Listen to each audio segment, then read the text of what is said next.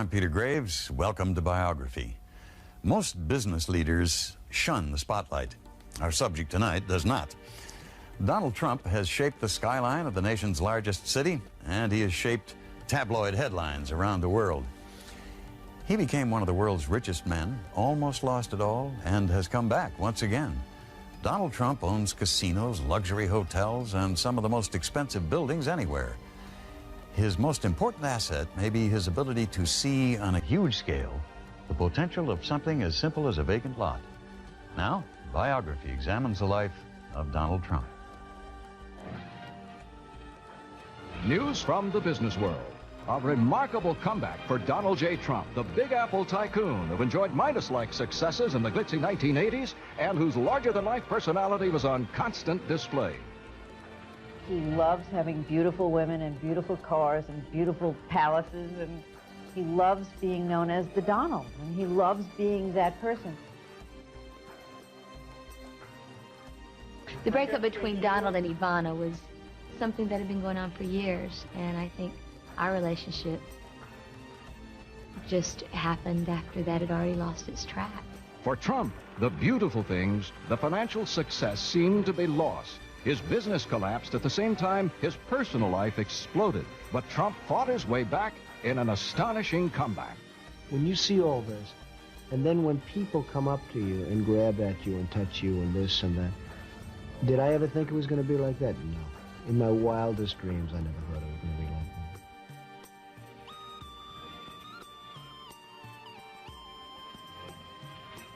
Donald was the middle child of 5, born in 1946 to a pair of romantics. Right after Fred Trump first set his eyes on Mary McLeod, he had rushed home to tell his mother he'd met the girl with whom he would spend the rest of his life. They married in 1936. With a family quickly growing, Fred Trump began building his fortune by constructing homes in Brooklyn and Queens for GIs returning from World War II. Though the family became quite wealthy, Fred and Mary Trump would insist that their children succeed both at school and at work. Donald Trump would exceed his parents' wildest expectations, following the path paved by his father. He learned at the feet of a master, and there was always business being discussed in terms of how you build a building, how you get approvals, those types of things. The learning wasn't just from watching. The Trump children were all required to work starting as teenagers. Though Fred Trump had built a mini empire in Queens, he brought his children up to believe that what they earned was vital to the family. It was Fred Trump's way of teaching them to respect the value of money. The girls worked in banks or in local department stores. The boys worked with their father, doing everything from sanding floors to hauling lumber. And I watched, and it wasn't that I even watched consciously. I'd be sitting on the floor playing with blocks as a 3-year-old baby, and he'd be on the floor talking to contractors about price and elevators and wood. And, and by the time I'm 16 years old, I sort of knew everything about building buildings, and I never studied, but I knew everything about it. I think that what Donald got from his father was the disciplines of hard work, and you're not born a builder, you learn to be a builder. Young Donald Trump was, in fact, not much of a student. He preferred to spend his days playing ball, and it was in this sport that Donald tasted his first success. But like all kids his age, Donald wanted a new baseball mitt. They could easily have afforded one, but Fred Trump said no, on principle. He came home and he said to my father, Peter, blank, has a baseball mitt that costs $45. I want one too. And of course, my father's standard answer was, of course you can't have that. You won't appreciate anything when you grow up if you have it now. But you didn't get a $45 baseball mitt. If young Donald learned that it took hard work to get money for expensive baseball gloves and other luxuries, he wasn't learning much in school. In fact, he'd become more than a handful for his teachers, throwing chalk and erasers at them just to see their reactions. And his troublemaking wasn't confined to the schoolroom. Donald's older brother and sister couldn't wait for their parents to leave the house so they could get even. But he had a way on occasion of driving you nuts. And one Saturday night, I remember, he was sitting at the dining room table, and there was a bowl of mashed potatoes on the table, and Donald went through one of his cute little performances like, and my brother Fred picked up the bowl of mashed potatoes and flung them across the table, and Donald had mashed potatoes coming out of his eyes and his nose. Donald's parents decided what their 13-year-old son needed was more discipline, so they sent him to military school. The instructors at New York Military Academy wouldn't stand for unpolished boots, much less throwing of erasers. One of Donald's first tasks was learning to march. If he didn't do it right, he had to do 20 push-ups with the rest of them. If he didn't do his manual of arms correctly, he had to double time the perimeter with the rifle. Trump, nicknamed DT, began to flourish, even excel at the academy. Among his many awards was one for neatness, and he was promoted steadily within his cadet company to commander of the honor guard. In uniform, he led the cadet company in the Columbus Day Parade down Fifth Avenue, past buildings he would one day own. The shrapnel, the yearbook of the New York Military Academy, contained one more notation about DT. It was something that would later seem quite ironic. He was voted ladies' man. That is the vote by his classmates. Donald Trump was a tall drink of water, I used to call him. Blonde hair, good-looking, clean-cut American kid. And when the girls used to come up on Sundays, why, they would all know who Donald Trump is. But Donald's biggest love at the time was still baseball. He was captain of the Military Academy team. At the state championship finals, the score was tied 2-2 with 2 out in the final inning. Donald Trump was up next. It would be the most important at-bat of the season. And this was our last game of the season. And we had a man on third, 2 out. Trump came up to the plate, and he hit a ball to right field. He was a light swing on that one. So the kid scored from third. He went down to first, and he was jumping up and down with joy. Trump was scouted by the major leagues, but never would be seen on a baseball card. He passed up his chance at pro ball for college, Fordham, and Wharton School of Business. After graduation, everyone expected Donald to join his father's company, but his dreams were not of middle-class developments in Queens. Donald Trump was looking across the East River into the skies of Manhattan at a skyline he would one day change. His first bold move would come as he applied one of his father's lessons, which would become his formula for success. Buy when a property and its owner are in distress, then turn the place around. The diamond in the rough that caught Donald's eye was on the most famous street in New York City, 42nd Street. I mean, he told me what he had in mind for the Commodore, asked my opinion, and I basically told him he was crazy. In 1974, at the height of New York City's financial crisis, Trump started talking with the bankrupt Penn Central Railroad about the seedy Commodore Hotel above Grand Central Station.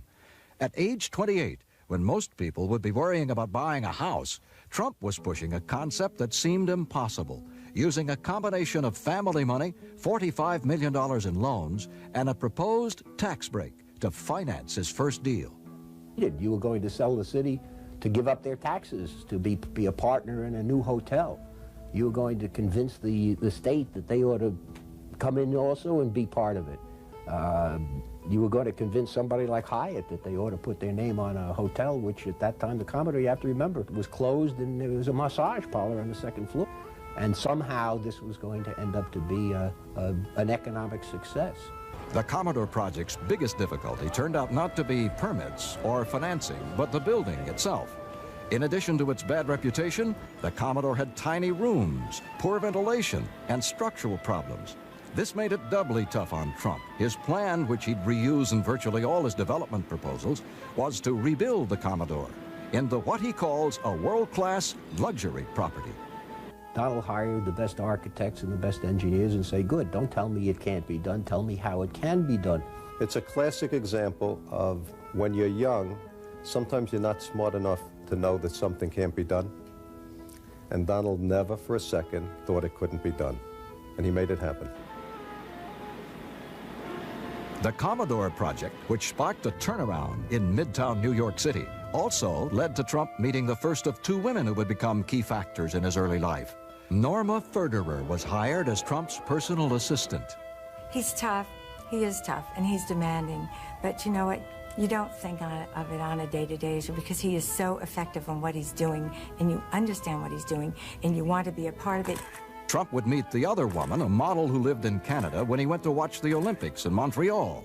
Ivana Winklemeyer-Zilnikova was her name. She was 3 years younger than he and had been an alternate on the Czechoslovakian ski team in 1972. In 1977, 1 year after they met, she and Trump would marry and become partners in business as well as at home. And when we got married, I came from Montreal. Then I used to work as a model for 10 years, and I got pregnant. I know the people. I was bored, and Donald put me into the construction of the building and then into the designing, and I got involved very, very much, and I enjoyed those years. The Trumps would have 3 children, Donald Jr., Ivanka, and Eric. And for years, they would lead the kind of life of which most can only dream. As the Trump empire grew, We started young couple, like maybe not like everybody else, because Donald wasn't from the poor family.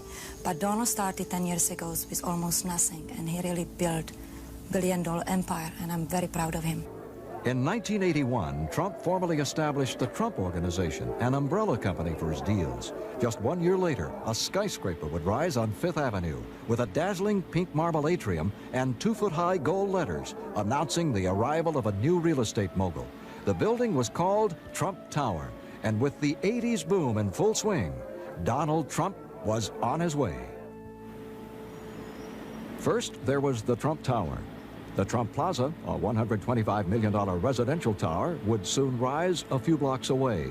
The success of these projects left Donald Trump with a sizable fortune. He and Ivana soon began a string of acquisitions that dazzled and amazed even the most jaded. They'd add to their list of homes Mar-a-Lago, the legendary 118-room Palm Beach estate built in the 1920s by the post-serial family.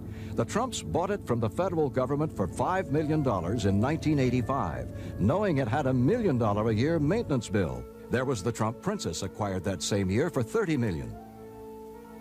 But the Trumps' first new purchase was a $3.7 million mansion in Greenwich, Connecticut, even though the Trumps planned to live in New York City, in a 50-room, $10 million apartment they'd carved out of the top 3 floors of the Trump Tower. The things Trump bought were all unique, like his construction projects. Still, the most astonishing thing about Trump's new buildings wasn't that they stood out so much from the rest of the architecture in Manhattan. It was the prices he was asking for the apartments in his towers, all of which bore his name. If you get a building with Trump's name on it, you will get more per square foot. That's why people come to him. He does it with the same method he gets publicity. Because your publicity, you get fame, and if you get fame, you say, I live in one of Mr. Trump's buildings. Well, that wouldn't mean anything if Mr. Trump wasn't famous. So he gets himself famous in order to be a better marketer. I tend to create things that sell. I think my greatest strength is knowing what people want, knowing what to create, and then having an ability to get it done. If Trump had become the brand name for the high end of the Manhattan residential market, Trump had also become feared among his competitors, and he wasn't easy on the people who worked for him either. It's such a great disappointment to him when someone really doesn't measure up. And that's sort of like the beginning of the end, if you really blow it, but good, out of sheer stupidity. Donald does not take prisoners. Donald sees business as a war. It's not a playground. He has a lot of fun, but there's only one end result in a battle, and that is winning. He likes fights. He likes the idea of the combat in the center of a ring where 2 people have nothing but ability that they lay on the line. Nobody can accomplish a result through politics or anything other than their native-born skills. No, he's not a good Don. I never take anything from granted, no. Don is just a wonderful human being. He's giving and he's warm. A lot of people, they look at him as a tough businessman, which he is. But Don is, if you're good to him, he's good to you. If you're not good to him, you're dead, because sooner or later he outsmarts you somewhere. Donald Trump's empire expanded at an astonishing pace in the heady 1980s. As his net worth leaped from the millions into the billions, Trump suddenly was not just a developer, he was a true celebrity. More than followed, he was mobbed by television cameras and photographers virtually every time he went out in public. He was red hot. He was on a roll. There was no question about it. He was on a roll, and everybody that was involved in the financial end thought he was on a roll and was ready to back his play. I remember once riding in a helicopter with him up to the Milton Bradley Company, I believe it was, the game company, when they were making his board game, and we were landing, and the people, the employees were out on the lawn with their autograph books and their snapshot cameras, and as the helicopter was coming down, the wind was blowing them and ruffling the pages of their autograph books, and, you know, I remember Donald saying, "This is great, Charlie, isn't it?" Trump clearly knew how to make headlines. When the city of New York, under Mayor Ed Koch, ran into huge cost overruns and embarrassing years of delay refurbishing the rundown Wallman skating rink in Central Park, Trump stepped in. He said he'd do the job for cost and do it in time for the 1987 skating season. 90 days, and the city would have taken 9 years to do what he did in 90 days. The Wallman rink, I think, had been under construction for 3 years, and I think the city had spent $11 million, and they had nothing. And for under $4 million, he had it opened. And I think there was some excess money which they used to build the refreshment area. But I give Ed Koch and Commissioner Henry Stern tremendous credit for having the courage to say, "Donald, go and do it." And it would have been probably a lot better for them if I didn't do it. But the truth is, for 3.5 months, they have been nothing but helpful. Thank you. You just saw the modest Donald Trump. But Donald Trump deserves an enormous amount of credit, and I am delighted in my capacity as mayor of the city of New York to thank him on behalf of the 7.5 million people who live here. The public truce between the mayor and the developer would not last. Trump was soon seeking city consent for a new project and not getting it. I'm saying that Ed Koch could do everybody a huge favor if he got out of office and if they started all over again. He's squealing like a stuck pig. No, I would say he's got no talent and only moderate intelligence. Suddenly, people started wondering if Trump might be interested in running for office.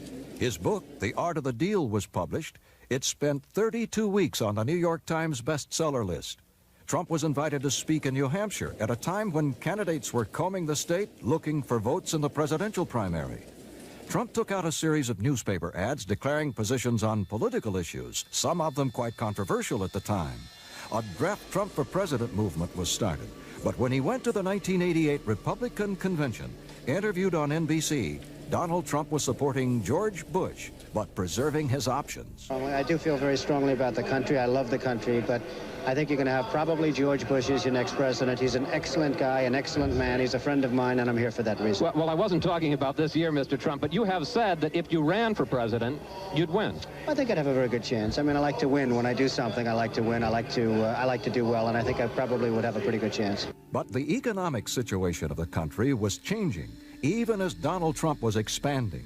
Though he applied his old formula, buy a valuable property when its owner's in big trouble and needs to sell cheap, not all of his deals would work out. If you would have told me a year ago that I'd ever have the opportunity to own such a wonderful asset, I really would have said it just can't happen. Donald Trump purchased bankrupt Eastern Airlines shuttle. He renamed it the Trump Shuttle. He started a football team called the New Jersey Generals in a new league. There was a TV game show called Trump Card. All flopped. Still, these would be relatively minor setbacks. Trump's biggest new foray was into Atlantic City gambling. He acquired the struggling Harrah's property, renaming it the Trump Plaza, and opening it in May of 1984. 1 year later, he picked up a failing Hilton project, spending $320 million to get the Trump Castle going. Ivana Trump was installed as its chief executive officer for a salary of $1 per year. Though she had to compete against their own Trump Plaza and cut into its business, by 1987, both hotels were solidly profitable, ranking number 2 and number 4 in town. Atop that, Trump was already mounting a running corporate battle that would land him the biggest distressed property of them all, the Taj Mahal. The project had virtually sunk Resorts International. It had 5 years and $500 million invested in the still uncompleted hotel. The Taj would come close to sinking Donald Trump, too, and then, in an astonishing turnaround, bail him out. But as Trump overextended himself financially with the Atlantic City ventures and other acquisitions like the Plaza Hotel in New York City, the Trump problem that would become the most visible had quietly begun growing. Trump had met a young model named Marla Maples in 1985. Just a quick hello, how are you? And I'd seen him at a few different functions in the city at different occasions, and it was always very warm and very nice, and that was it. There was an affection, but never thought of it as being anything more at that point. Donald Trump was atop the business and real estate worlds. He had built towers, owned the Plaza Hotel, bought financier Adnan Khashoggi's yacht, renaming it the Trump Princess. He'd also moved heavily into the gambling industry. Though his next move seemed logical at the time, Trump now says it led to trouble. He named his wife Ivana to run the Trump Castle Casino. And I sent her down to Atlantic City to run a casino, and she did a very good job. The problem was that's all she wanted to talk about. She wanted to talk about the business. Now, I don't blame her, but when I got home at 7 o'clock and I left at 8 in the morning or 7 in the morning, I really didn't want to come home and talk about the win numbers at Trump's castle. I really wanted to just relax and be with my wife. My wife and helper and a lady of very good taste, so I'm very happy. I'm very happy to have her. She keeps me toned down a little bit. I'm very fortunate because Donald gave me fantastic opportunity. He didn't give me chance, he gave me opportunity. And if I couldn't do it, I wouldn't be here. I wouldn't be here for a month or 2 months. Ivana would be transferred to the Plaza Hotel after it was acquired with the same $1-a-year salary. Donald joked she also got all the dresses she could buy. But Trump says his biggest problem with the marriage hadn't changed. I moved her over to the Plaza Hotel, and it was really more of the same. I mean, we were talking about business, how the hotel's doing, what we're doing, and you know, beyond 10 minutes or 15 minutes, I didn't want to do it. It became more of a business relationship than a family relationship or a wife-husband relationship. The strains on the marriage came at the same time as the near-total collapse of the real estate market. In the midst of it, Trump was rocked by sudden tragedy. One of his helicopters crashed, killing 3 of his hand-picked senior executives, men who had become his friends. Trump himself had considered making the trip. He also talked a lot about fate. I think that he was supposed to go on that trip, and he didn't at the last minute for whatever reason, so I think he appreciated how lucky he was. He also, of course, appreciated how unfortunate it was to those people and their families, but he was shaken by it. The helicopter crash made him realize that how fragile life was, and that how you can't postpone happiness, and that you have to make the adjustments that you need to find happiness now. And that probably had some effect on hurrying up his decision to end the marriage with Ivana. A January 1990 interview Trump gave Playboy magazine might also have had an effect. When asked if he was monogamous, Trump said no comment. Trump had been a master at getting his name in the newspapers with stories about his amazing successes in business. But now he was being written about in the gossip columns instead of the Wall Street Journal, being linked with a series of actresses and models. His personal life became troubled. He and Ivana had a falling out. Mike Tyson, the fighter who he backed, got knocked out in Tokyo. That happened really over the same weekend.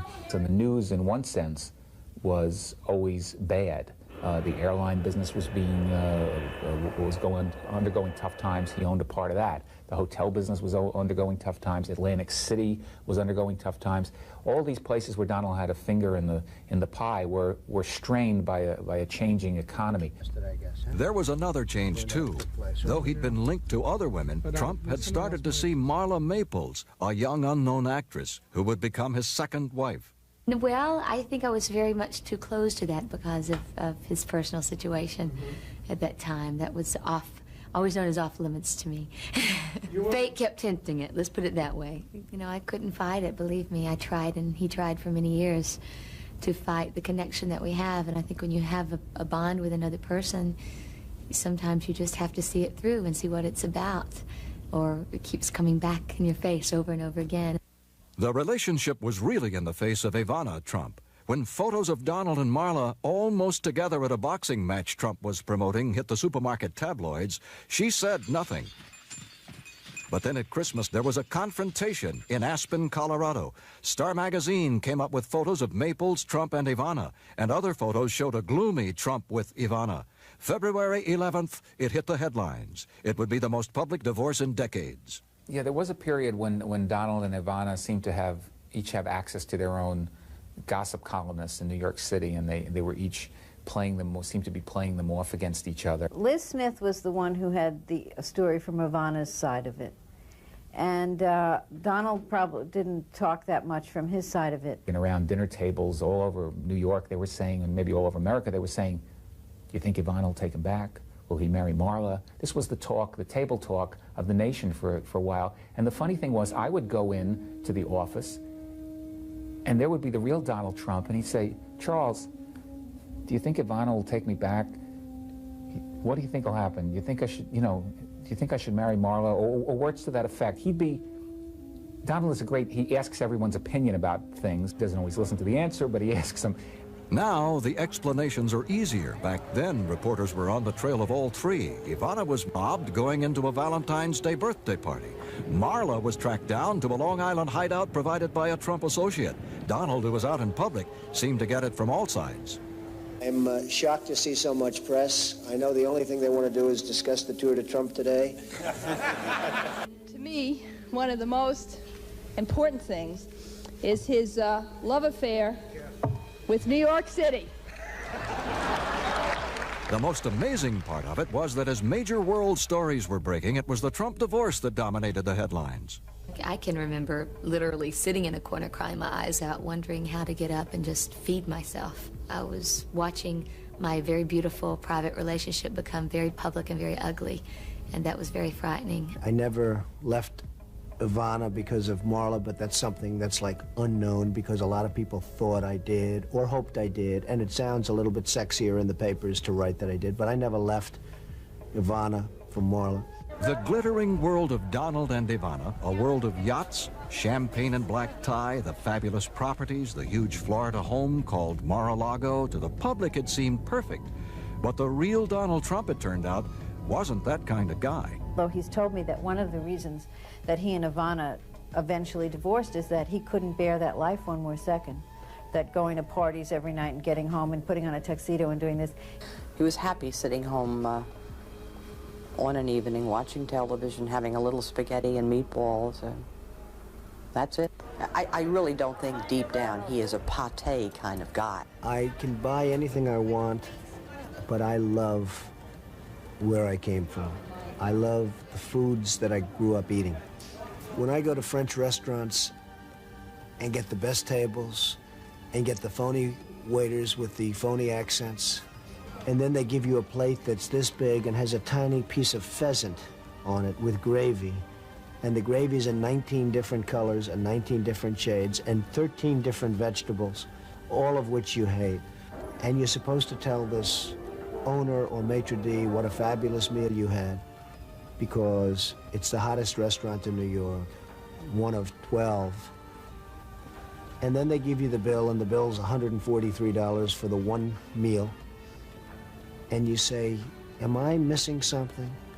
One thing Trump never missed was a chance to heighten his celebrity status, which at times rivaled the world's top entertainers, many of whom played at Trump's casinos.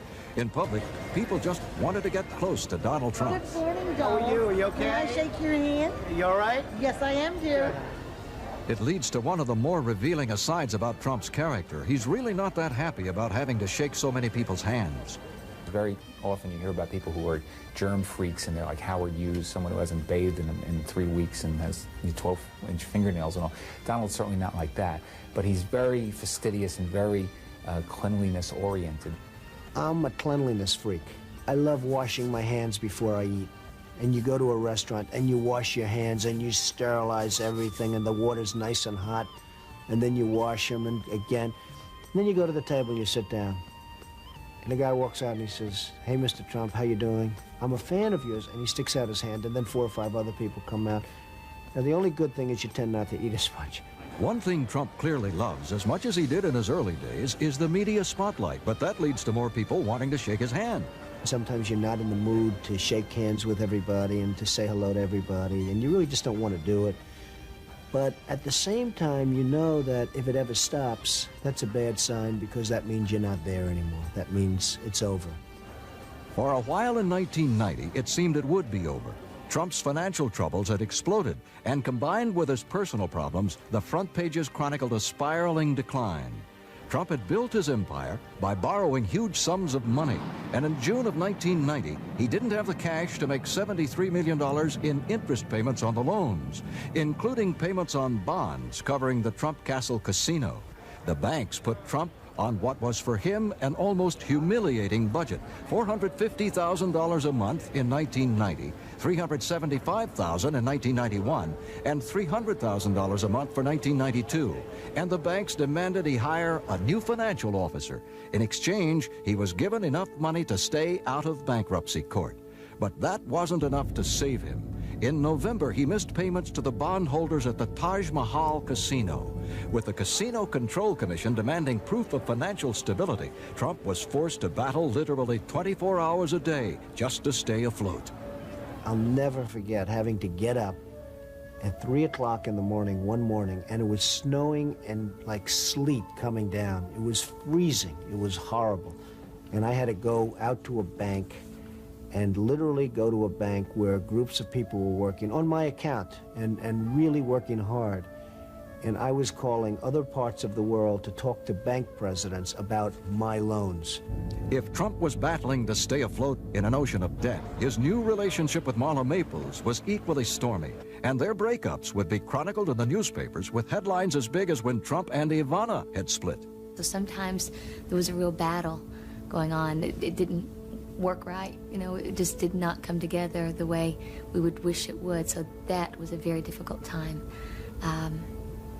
because it was blown up in such a huge way that affected every single player. We broke up a few times because it was just, it was a wrong time for me to have a relationship. At the same time, it was also great knowing that there was somebody there. And she was there, and she was there like nobody I've ever seen. I mean, the level of loyalty was great.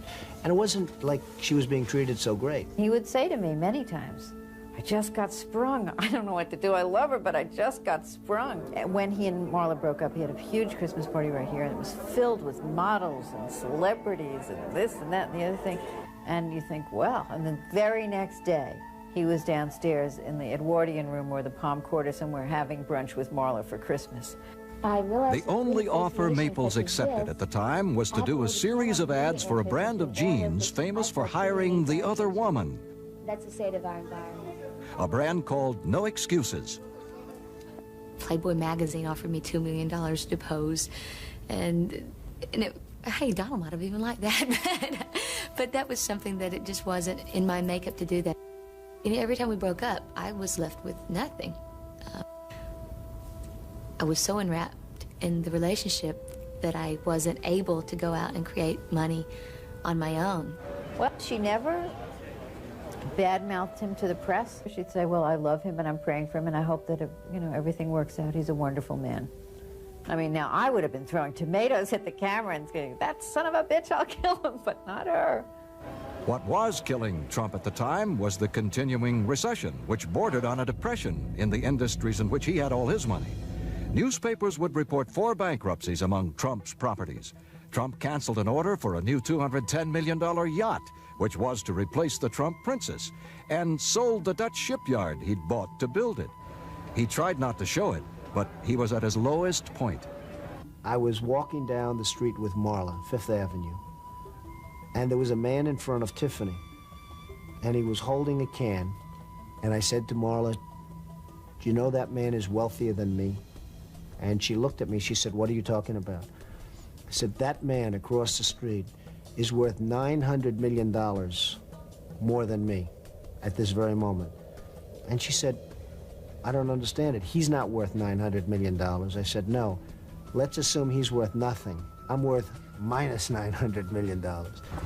Donald Trump faced a desperate cash crunch and an emotional crunch simultaneously. The business crisis came to a head when a major international gambler showed up at the Taj Mahal wanting to bet $12 million on a baccarat game.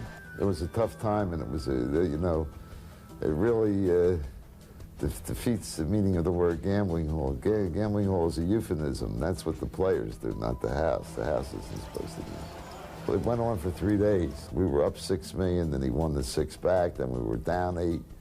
I mean, certainly Donald was calling every half an hour at 200,000 a hand. At 14 million an hour, 70 hands an hour were going across that table. It wasn't until much later that the public learned how close Trump had come to not being able to keep his casinos afloat. And it was Donald Trump's father who'd come to the rescue. Fred Trump put $3 million on the line, buying chips, then walking out of the casino. Though Trump would eventually be fined for taking what amounted to an illegal loan under the rules of the Casino Control Commission, it was a revitalizing vote of confidence. When you owe billions and billions, 3 million doesn't mean a lot in one sense, but in one sense it means an awful lot. But it was sort of a sign of confidence. When I was in trouble, people would go up to my father that maybe didn't dig me or didn't like me or didn't anything. But they sort of say, hey, your son's in trouble, and they'd say it in a gloating way. And he'd go and say, and I'll never forget it, and he'd tell this to everybody, bet your entire ranch on the fact that Donald comes back stronger than he ever was before. You can retreat and go away and give up, or you can fight harder than you've ever fought before. And I really took my eye off the ball for a while, and I blame myself. I don't blame a real estate depression. I don't blame anybody. I took my eye off the ball, and I got it back on the ball, and I went back to doing business the way I used to do it, and really focused, and it just worked out. It didn't really just work out. 1991 and 92 saw Trump trying to reduce his staggering debt. He dumped properties like the failing Trump shuttle, sold off interests in some of his major holdings, and was forced to sell the Trump Princess, one of the symbols of his early success. For the highly visible tycoon, who for a while seemed to have the Midas touch, it was a sobering process. Then he'll make a decision, and once the decision's made, I've never seen him agonize over anything too much. Even if it didn't work out for the best, he then makes the next decision. Do we sell this off? Do we try to improve it? Do we try to manage it better? One thing Trump couldn't seem to manage was his tempestuous relationship with Marla Maples. After his divorce from Ivana, the couple went out in public together. Maples took a role dancing in the Will Rogers Follies on Broadway, and then in April 1993, a story hit the newspapers that would once again bounce world problems off the front page. Donald and his unmarried girlfriend were expectant parents. Are we getting married? And if so, when? Who said we're not? That day, Trump and Marla met with reporters, but wouldn't say if they had plans to wed. But managing better was a critical factor in turning Trump's battered finances around. The executives who work for him either succeeded and got rich, or they found out that his management style is not all that gentle.